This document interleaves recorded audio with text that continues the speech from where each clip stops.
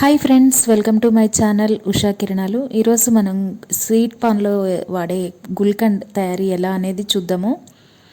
ఇది మనకి గులాబీ రేకులతో తయారు చేస్తారండి. గులాబీ రేకులు, పంచదార, నెక్స్ట్ వచ్చేసి తేనె, ఈ మూడింటితో తయారు చేస్తారు.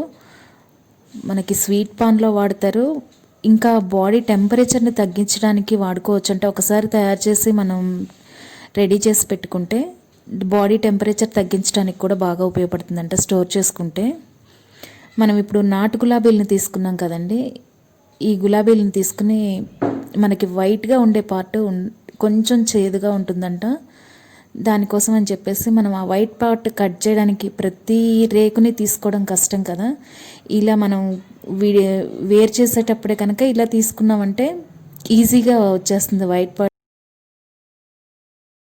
చూడండి, మనం అక్కడ రౌండ్గా తీసుకున్నాం కదా, దానివల్ల సపరేట్ వైట్ పార్ట్ సపరేట్గా వెళ్ళిపోయింది.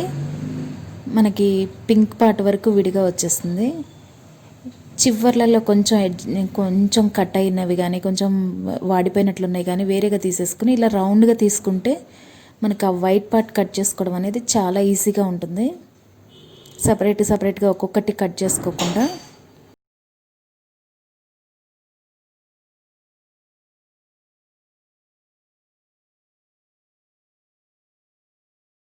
ఇక్కడ మనం తీసి పెట్టుకున్న తొడిమలు, కట్ చేసుకున్న వైట్ పార్ట్స్, ఆ పింక్ పెటల్స్ ఉన్నాయి కదా, అవి మనం వాడుకునేది.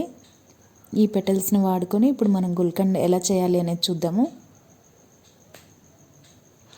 పెటల్స్ని ఒక ప్లేట్లోకి తీసుకున్నాను. ఒక కప్ పెటల్స్కి 1 కప్ షుగర్ తీసుకున్నాను నేను. షుగర్లో కొంచెం మిగిల్చుకున్నాను లాస్ట్లో వేసుకోవడానికి. మిగతా షుగర్ అంతా పెటల్స్లో వేసేసి ఇలా చేత్తో ప్రెస్ చేస్తూ ఉండాలి. మనకి పెటల్స్ చాలా సాఫ్ట్గా ఉంటాయి. షుగర్ వచ్చేసి రఫ్గా ఉంటుంది కదా, స్మూత్గా తయారవుతుంది. మిక్సీకి కూడా వేస్తారు, కానీ మిక్సీ వేస్తే స్మూత్ పేస్ట్ లాగా వచ్చేస్తుంది. ఇలా చేసింది చాలా బాగుంటుంది.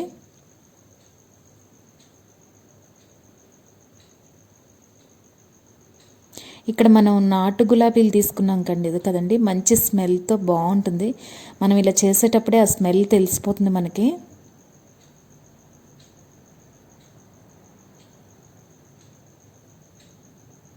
ఇలా మనకి ఆ పెటల్స్ మొత్తం స్మూత్గా అయ్యే వరకు చేసుకోవాలి. చూడండి, ఇప్పుడు పెటల్స్ స్మూత్గా అయిపోయినాయి.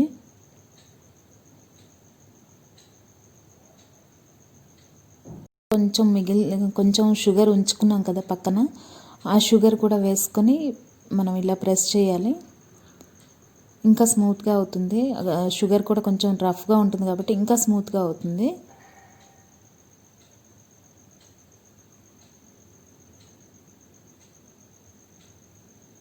ఇది 2 రకాలుగా తయారు చేస్తారండి. అప్పటికప్పుడు ప్రిపేర్ చేసేది ఒకటి, 2-3 డేస్ కంటే ఎక్కువ టైం ఉంటే ప్రిపేర్ చేసేది ఒకటి. ఇది 2-3 డేస్ ఉంచి 2-3 డేస్ కంటే ఎక్కువ ఎండలో ఉంచి చేసింది. అలా తీసుకున్న తర్వాత మనం ఒక ఎయిర్ టైట్ బాక్స్ తీసుకోవాలి. ఆ బాక్స్లోకి మనం తీసుకున్న రోజ్ పెటల్స్ అండ్ షుగర్ని ట్రాన్స్ఫర్ చేసుకోవాలి. మనం తీసుకునే బాక్స్ అనేది ఎయిర్ టైట్గా ఉండేట్టు చూసుకోవాలి. నేను చూడండి ఇలాంటి క్యాప్ ఉన్న బాక్స్ తీసుకుని దీన్ని క్యాప్ బాగా టైట్గా ఫిక్స్ చేసిన తర్వాత దీన్ని ఎండలో ఉంచడమేనండి. 3-4 డేస్ ఎండలో ఉండాలి. ఇది నేను 1 డే ఎండలో ఉన్న తర్వాత మనం షుగర్ వేసుకున్నాం కదా, షుగర్ క్రిస్టల్స్ లాగా ఫామ్ అవ్వకుండా ఉండటం కోసం అని చెప్పేసి ఒక 4-5 స్పూన్స్ హనీ యాడ్ చేశానండి. దీన్ని బాగా మిక్స్ చేసుకోవాలి. మిక్స్ చేసుకొని మళ్ళీ సన్లైట్కి పెట్టుకోవాలి.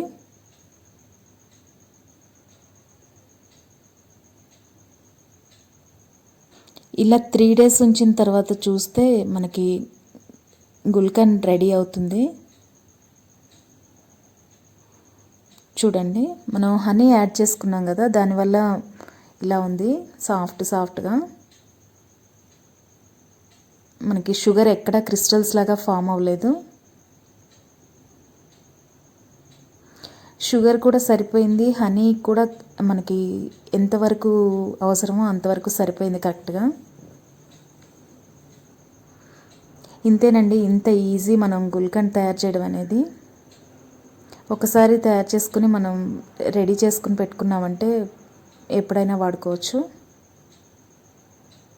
బాడీ టెంపరేచర్ని తగ్గిస్తుంది అని చెప్పేసి దీన్ని వాడతారు ఎక్కువ.